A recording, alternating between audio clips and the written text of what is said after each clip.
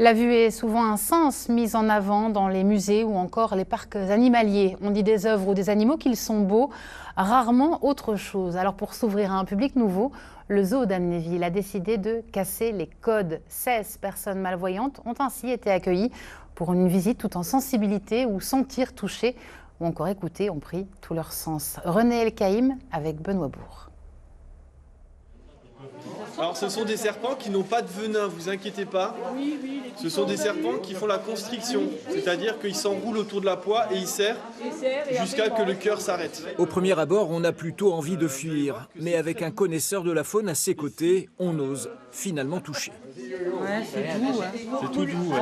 On sent les écailles. Et on sent les écailles, exactement. Ouais. Voilà. Jeanne est malvoyante, comme toutes les personnes qui se trouvent autour d'elle. Elle est venue sentir, toucher, entendre, en un mot, découvrir les animaux du zoo d'Amnéville, malgré son handicap. Ça, c'est très doux. Hein. Ah, c'est une sensation. Enfin, moi, j'ai peur des serpents, je vous avoue. Mais vu que lui, il l'a pris comme ça dans les mains, il a l'air d'être tout à fait à l'aise. J'ai confiance. Le serpent est peut-être doux, mais il est surtout silencieux, ce qui n'est évidemment pas le cas des oiseaux. Les petits bruits aigus qu'on entend, ça c'est les perruches. Et juste en face de vous, il y a un plus gros, c'est un hara, un perroquet. C'est la première fois que le zoo d'Amnéville organise des visites pour malvoyants. C'est même une première pour un zoo en France. Le but de cette journée, c'est vraiment de permettre à des gens qui ne viennent pas forcément au zoo de venir et de leur faire ressentir ce que c'est d'avoir des animaux différents face à eux. Il faut qu'on trouve autre chose pour leur permettre de ressentir ça.